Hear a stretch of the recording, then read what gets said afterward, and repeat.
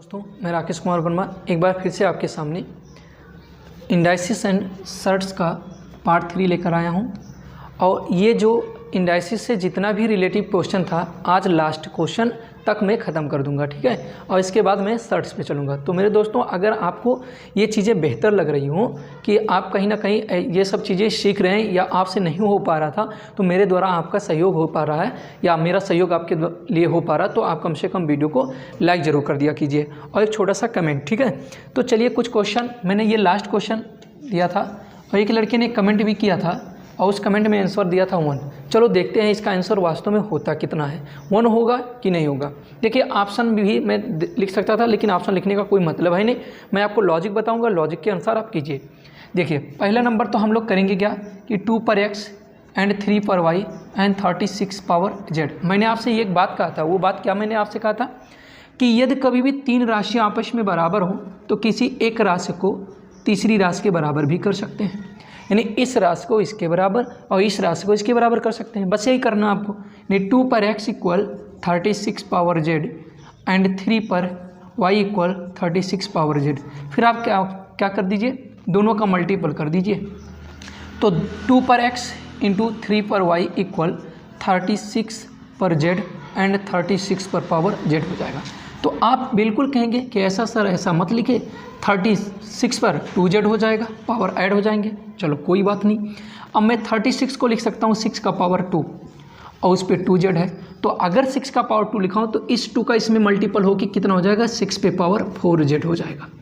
अब इस 6 को मैं लिखना चाहूँगा, चलिए इसको लिख लेते हैं। इस 6 को मैं लिखूँगा 2 इंटू 3 का फैक्टर, यानी इसको 2 लोगों के फैक्टर में कर दिया और 4z। फिर आप कहेंगे कि अगर पावर लगा है तो पावर को 4z इंटू 3 पर 4z और 2 पर x इंटू 3 पर y, इतना हो गया। अगर यहाँ पर दोनों गुणनखंडों की तुलना करते हैं, यानी दोनों साइडों में गुणनखंडों की तुलना करते हैं, तो सेम यानी x इक्वल कितना हो जाएगा, 4z हो जाएगा और यहाँ पर y इक्वल कितना हो जाएगा, 4z हो जाएगा।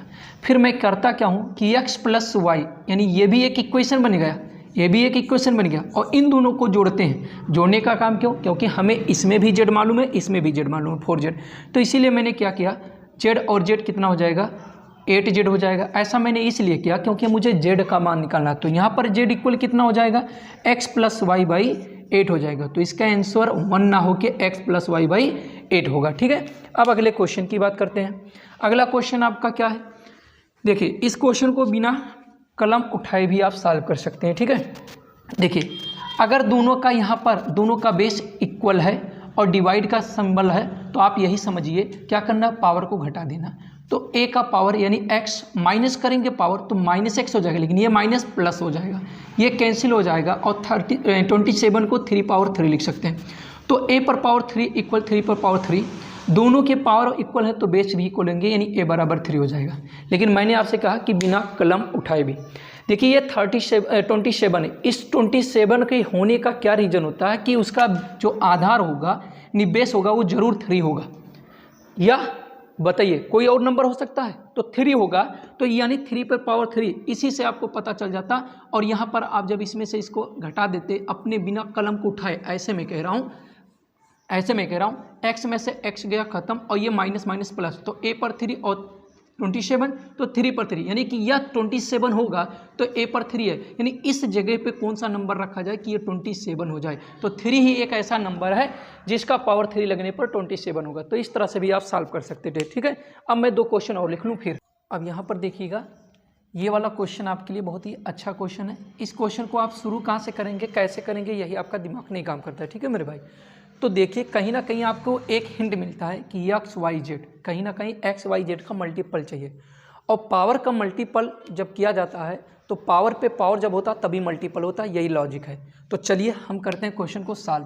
कैसे करेंगे, देखिए पहले स्टार्ट करेंगे कहाँ से, a का मान c के पावर कुछ और c का मान b के पदों में पावर कुछ और b का मान पावर a के पदों में कुछ। यानी कि अगर हम इसका पावर ये और इसका पावर ये, इसके पावर के फॉर्म में करेंगे तो एक्स वाई जेड का मल्टीपल हो जाएगा, ठीक है। तो चलो करते हैं। तो अगर हमने कहा c बराबर a बराबर c पावर z है, तो c का वैल्यू क्या है, b पर y है और उसका पावर क्या है, z। अब मैं आपसे कहता हूँ b पर क्या हो जाएगा, yz हो जाएगा। फिर से आप कहेंगे b की जगह पर क्या लिख सकते हैं, ए पर एक्स और होल पावर वाई जेड है और ए हो गया, ए इक्वल ए पर पावर कितना हो जाएगा एक्स वाई जेड, तो यहाँ पर 1, दोनों का बेस बराबर हो गया तो वाई एक्स वाई जेड बराबर 1, ये हो गया आपका आंसर। ठीक है, तो ऐसे क्वेश्चन आपके दिमाग को थोड़ा सा हिलाते हैं लेकिन मज़ेदार क्वेश्चन है, बस आपको लॉजिक पता होना चाहिए। देखिए इस क्वेश्चन को हम लोग ट्रिक से भी करेंगे, बेसिक से भी कर सकते हैं। पहले ट्रिक की बात करते हैं। देखिए यहाँ पर 3n हो जाएगा और यहाँ पर 3 n होगा, माइनस और प्लस दोनों कैंसिल होकर एक्स पे पावर 0 बचेगा, और यदि किसी का पावर 0 होता है तो वो 1 होता है। अब यहाँ पर हम 3 माइनस 3m कर देंगे और यहाँ पर माइनस 2n कर देंगे, और किस पर y पर, तो y के साथ में 1 का गुणा, अर्थात सिर्फ जो आंसर आएगा वो आंसर y में आएगा और यही आएगा। ठीक है, अब बेसिक से आप करना चाहते हैं तो देखिए x पर 3n इंटू वाई पर माइनस 3m, x पर 3 माइनस 3n एंड y पर माइनस 2n, तो अब x पर 3n और माइनस 3m n है और इंटू वाई पर माइनस 3m और माइनस 2n, तो ये दोनों कैंसिल हो गया, x पर पावर 0 हो गया एंड y पर माइनस 3m माइनस 2n, तो यही आपका करेक्ट आंसर हो जाएगा, y पर माइनस 3m माइनस 2n। ठीक है भैया, तो इस तरह से भी आप क्वेश्चन को सॉल्व कर सकते हैं। ठीक है, चलिए अब अगले 2 क्वेश्चन और हम लिख लेते हैं। ये रहा 2 क्वेश्चन आपके सामने, ये वाला क्वेश्चन बहुत ईजी है और ये वाला क्वेश्चन 2005 में पूछा जा चुका है। तो देखिए पहला क्वेश्चन हम लेते हैं और बिना इसको कुछ किए डायरेक्ट आपके सामने इसको सिंप्लीफाइड करते हैं। देखिए अगर ये 2 है तो ये भी 2 बनना चाहिए, 8 को हम लिख सकते हैं 2 पर 3 तो 3x इक्वल टू, और 2 पर पावर 1 तो ये 3x इक्वल 1 हो जाएगा, तो x बराबर 1/3 हो जाएगा। अब यहाँ पर 2 पर पावर 6x, तो 2 पर 6 इंटू 1/3, 3 2 जा तो 2 पर पावर 2, तो इसका आंसर हो जाएगा 4। तो इस तरह से आप इसको सॉल्व कर सकते हैं। ठीक है भैया, चलिए अगले क्वेश्चन की बात करते हैं। अगला क्वेश्चन बहुत ही अच्छा है और लॉजिकल भी है। देखिए पहले नंबर तो आप एक काम कीजिए, इसको मेन मतलब एक प्रकार का होता है अभाज्य गुणनखंड, मतलब आधार जो होना चाहिए, जैसे 8 है, 8 को ऐसे नंबर में सेट करना है कि उसका आधार एक अभाज्य गुणनखंड हो, यानी अभाज्य संख्या हो। तो 8 को मैं लिख सकता हूँ 2 पर पावर 3 और 27 को लिख सकता हूँ 3 पे पावर 3, बिल्कुल हूबहू ऐसे सभी के साथ करना है ये काम। 81 को लिख सकते हैं 3 पे 4 और इसको लिख सकते हैं 2 पर 4। मैं अभी आपको एक और चीज़ें समझाऊंगा। ये डिवाइड लगा है और इसको लिख सकते हैं 2 पर पावर 5 और इसको लिख सकते हैं 3 पे पावर 5 2/5। अगर कहीं पर भी माइनस पावर लगा होता है तो उसके अंश को हर और हर को अंश बना दीजिए और पावर पॉजिटिव कर दीजिए, तो 3 पर 3 2 पर 3 का होल पावर 1/3। अब यहाँ पर आप देखिए ये चीज़ यहाँ पर पावर 3/4 है, यहाँ मैं छोड़ दिया, इसमें कोई माइनस पावर नहीं है इसीलिए ये जैसा है वैसा ही लिख देता हूँ, और ये 3/4। अब यहाँ पर एक काम कीजिए, ये डिवाइड है तो आप जानते हैं डिवाइड के सिंबल को हम मल्टीपल में करते हैं, मल्टीपल करते हैं और ये चेंज होता है, यानी अंश और हर, फिर से इस पे माइनस लगा और फिर से अंश और हर चेंज होगा, तो यानी ये यही रह जाएगा 2 पर 5 और 3 पे 5 का होल पावर 2/5 और प्लस में।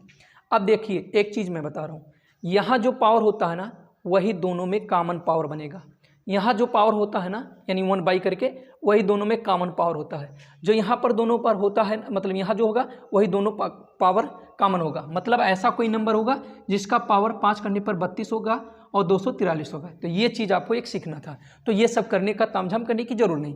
अब ये देखिए दोनों के पावर को कॉमन लेने के बाद इससे काट देंगे, दोनों के पावर को कॉमन लेने के बाद इससे काट देंगे और दोनों के पावर को कॉमन लेने के बाद इससे काट देंगे, तो बचेगा मेरा कितना 3/2 बचेगा, और उधर 3/2 का 3 पावर इस पर, चलो 3 पर 3 पावर और 2 पर 3 पावर, कैसे ये पावर इस पर और ये पावर इस पर जाएगा, ऐसे 2 पर पावर 2 और 3 पे पावर 2।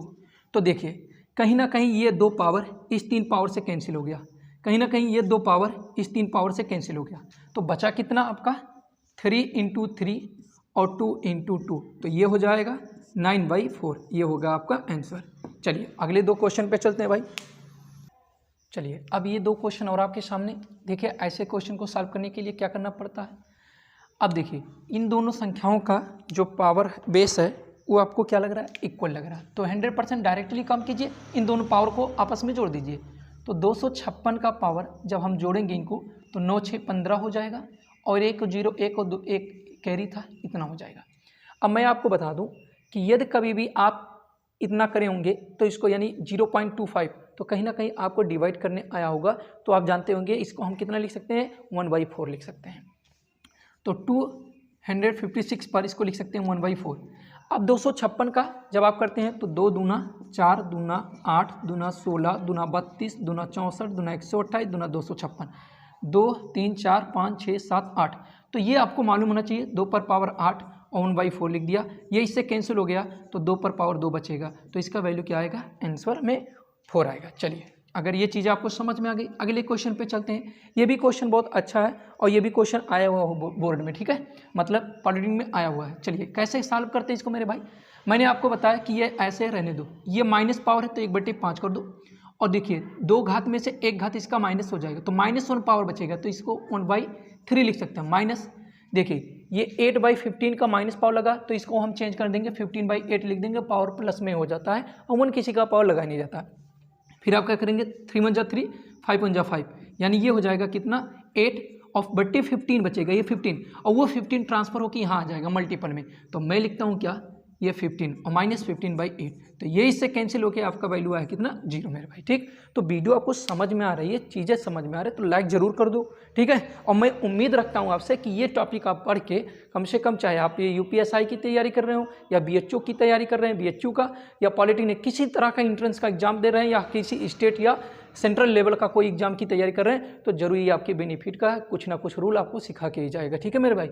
चलिए अगले 2 क्वेश्चन और लास्ट 2 क्वेश्चन है। ये रहा आपके सामने 2 क्वेश्चन और जो आपका पावर से रिलेटिव जो क्वेश्चन था ना, वो पूरा का पूरा क्वेश्चन खत्म हो चुका है। तो ये पावर नहीं, इंडाइसिस या पावर आप कह सकते हैं, घातांक, वो घात होता है, तो घातांक का जो क्वेश्चन था वो मैं सबका सब करा चुका हूँ। ये 2 लास्ट क्वेश्चन है। देखिए ये बड़ा बेहतरीन क्वेश्चन है, इसीलिए मैं आपके सामने ये क्वेश्चन लाया हूँ।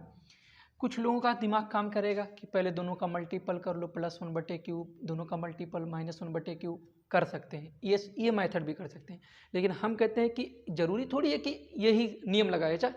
थोड़ा सा आप बेसिक सोच के अपने दिमाग को थोड़ा सही कोशिश कीजिए। देखिए सही करने की क्या ज़रूरत है, मैं आपको बता रहा हूँ। देखिए सभी का पावर m है, सभी का पावर m है, तो मैं एक बड़ा सा ब्रैकेट लगा दूंगा और सबका पावर m कर दूंगा, बोलिए हाँ या ना। तो सभी का पावर मैंने m कर दिया मेरे भाई, और आप जानते हो कि जब m कर दूंगा तो ये भी यहाँ से हट जाएगा, ये भी यहाँ से हट जाएगा, ये भी हट जाएगा, ये भी हट जाएगा।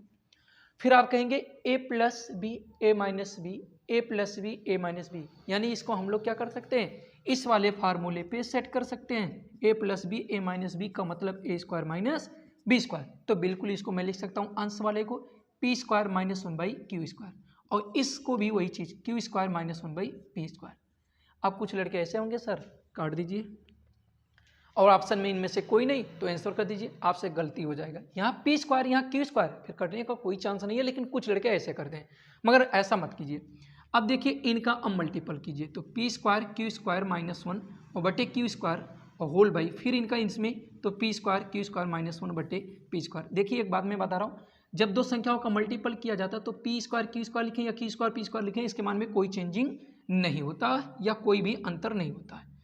अब यहाँ पर आपका m लग गया, देखिए इसका जो अंश था इसके अंश से मिल गया, तो ये वाला बाहर का बाहर में मल्टीपल और इसका इसके साथ, तो ऊपर हुआ p² और बटे q², होल पावर m लगा है, तो आप जानते हैं कि दोनों का पावर 2 कॉमन हो रहा, तो p/q का होल पावर कितना हो जाएगा, 2m। ये हो गया आपका आंसर, ना कि इनमें से कोई नहीं, ठीक है। तो अब अगले क्वेश्चन की बात अगर हम करें तो ये आपका लास्ट क्वेश्चन है, क्या मेरे भैया, लास्ट क्वेश्चन है। और इस लास्ट क्वेश्चन को करने का मतलब क्या है कि आप वीडियो को बिल्कुल लाइक कर दीजिएगा। अब ये नेक्स्ट क्वेश्चन आपका देखिए, बस बिल्कुल ही क्षण भर में लग जाएगा। ये 7 पर पावर 0 इसका वैल्यू 1 होता है, और मैंने आपसे ये एक बार नहीं बार बार यही बात मैं कहते रहा हूँ कि अगर जो 3/2 है, यानी जो ये पावर होता है, ये नंबर इसी के पावर फॉर्म में बनेगा, तो 5 पर 2 लिख सकते हैं, उसका पावर -3/2, 5 पर -3, ये इससे कैंसिल, 5 पर -3 एंड 5 पर -3। मेरे दोस्तों अगर ये नंबर देखा जाए तो ये नंबर पॉजिटिव में भी है और ये नंबर नेगेटिव में भी है, प्लस माइनस का कोई नंबर होता है कैंसिल होके 0 होता है, ये इसका आंसर हुआ आपका 0। तो मेरे भाई अगर आपको वीडियो पसंद आई हो तो वीडियो को लाइक कर दीजिए, एक कमेंट कीजिए और अच्छी सी तैयारी कीजिए, सरकारी कॉलेज आपको मिल जाएगा, ठीक है मेरे दोस्तों। और मैं एक चीज़ और आपको बता दूँ कि अगर कोई भी लड़का पॉलिटेक्निक, देखिए 2 तरह का होता है, एक तो आपका स्टेट लेवल का पॉलिटेक्निक जिसको आप लोग BTE बोर्ड के जरिए कहते हैं, और एक आपका IERT पॉलिटेक्निक होता है, तो उसका भी फार्म आया गया है। तो आप लोग वो सेंट्रल गवर्नमेंट का होता है, ठीक है, पूरे भारत लेवल पर होता है, जो कि इलाहाबाद में उसका कॉलेज है। तो आप लोगों में अगर कोई इच्छुक है तो फॉर्म को डाल सकते हैं और अच्छे से तैयारी कर सकते हैं। और जो दोस्त किसी भी तरह के कंपटीशन की तैयारी करते हैं, वीडियो को वो भी देखें, उनके लिए भी बेनिफिशियल है। तो दोस्तों इसी पे इसको बंद करते हैं। जय हिंद दोस्तों।